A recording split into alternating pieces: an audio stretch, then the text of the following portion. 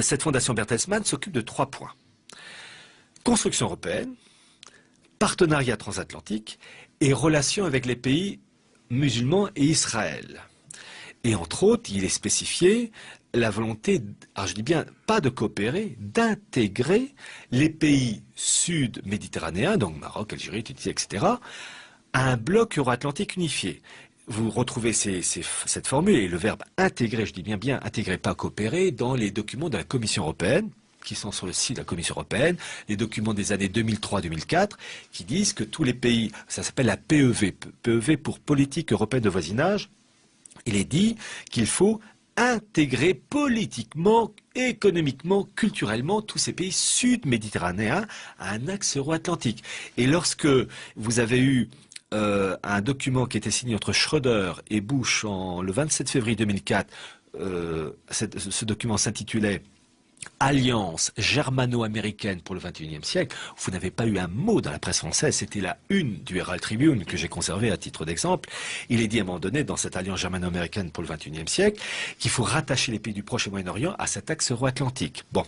Et la Fondation Bertelsmann s'active à rattacher donc tous ces pays sud-méditerranéens à cet axe euro-atlantique. Mais alors, ça se fait pour les pays musulmans dans le cadre de ce qu'on appelle les discussions de Kronberg. Mais il y a Israël. Et vous avez au sein de la Fondation Bertelsmann une branche qui s'appelle le dialogue germano-juif qui dit, et je cite des textes officiels, qu'il faut créer 3 piliers du judaïsme. Il y a une communauté juive nord-américaine, un pilier, une communauté juive en Europe, 2e pilier, Israël représente le 3e pilier. Et que ces 3 piliers doivent constituer cette immense architecture euro-américano orientale, proche-orientale, donc en un seul bloc politique-économique, et ils disent, mais le problème, c'est que vous avez les musulmans qui ne rentrent pas dans cette philosophie mondialiste en raison de l'islam, qui est pour eux rétrograde. Alors, donc là, il faut changer l'islam. Quel serait, dans le cas d'un gouvernement mondial, l'ennemi, selon vous, qui serait mis en avant pour continuer à diriger le monde, en fait? Alors, l'ennemi actuellement, dans le cas du nouvel ordre mondial, c'est l'islam. L'islam parce que vous avez, de la part du nouvel ordre mondial, une opposition à l'islam parce que l'islam est encore la seule religion qui apporte un espoir pour l'au-delà. La différence entre un Européen, un Américain et un musulman, c'est que l'Européen ou l'Américain, ils ont peur de la mort. Oui. Le musulman, lui, n'a pas peur parce que la vie sur Terre n'est qu'un passage et qu'il aura, comment dire, le repos de l'âme dans l'au-delà. Et c'est une, comment dire, pour l'esprit mondialiste, c'est une concurrence qu'il ne peut pas accepter. Car le musulman va pas, ou en tout cas beaucoup moins, se focaliser sur les plaisirs matériels, sur la société de consommation. Oui. Et donc, il faut à tout prix détruire cet islam qui ne porte pas au nu j'allais dire l'American Way of Life. Je dois dire, attention, que ce principe-là existait chez les catholiques pendant des générations, mais depuis Vatican II, les catholiques ne sont plus catholiques.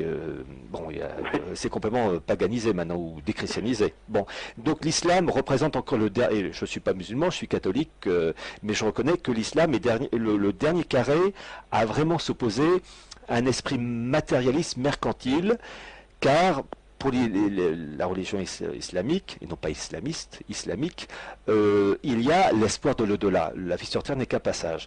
Le catholicisme défendait les mêmes principes avant, mais l'Église, non pas l'Église, mais les hommes d'Église ont failli. Bon, donc pour le moment, oui, l'islam représente une menace. Il y a un concurrent, il y a un adversaire utile pour le nouvel ordre mondial et les gnomes de Wall Street et de la City. Donc en fait,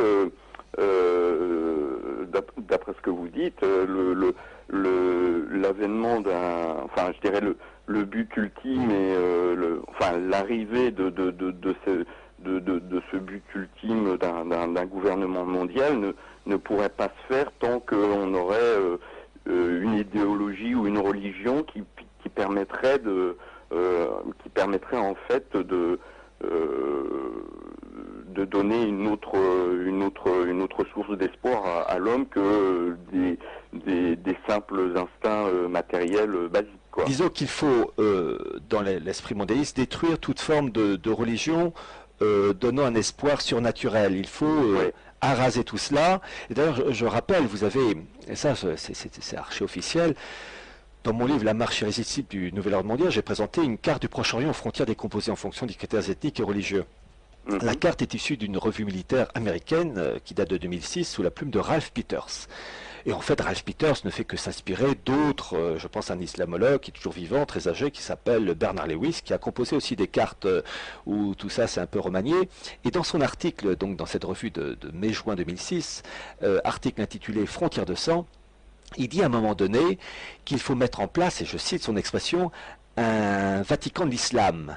Parce que il dit, en gros, je résume sa pensée, il dit que l'islam est incompatible avec l'esprit actuel et donc il faut changer cet islam. Et on peut le faire qu'avec un sort de Vatican, un clergé qui, ayant l'esprit remanié, j'allais dire un Vatican II musulman, et bien ayant l'esprit remanié, on pourrait donc influencer l'islam pour le rendre adaptable à l'esprit du mondialisme.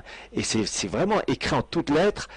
Et donc, ça a moins l'avantage, c'est qu'on sait à quelle sauce on va te manger. Alors, ils ont réussi avec le catholicisme, puisque je rappelle, Vatican II, c'est en fait la bascule. Avant Vatican II, l'Église catholique disait c'est au monde de s'adapter aux principes catholiques. Après Vatican II, c'est l'Église qui doit s'adapter au nouvel ordre mondial. C'est la fameuse encyclique Pacem in Terris de Jean XXIII jusqu'à aujourd'hui Benoît XVI.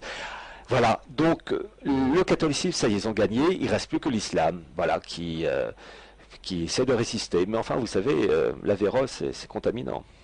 D'accord.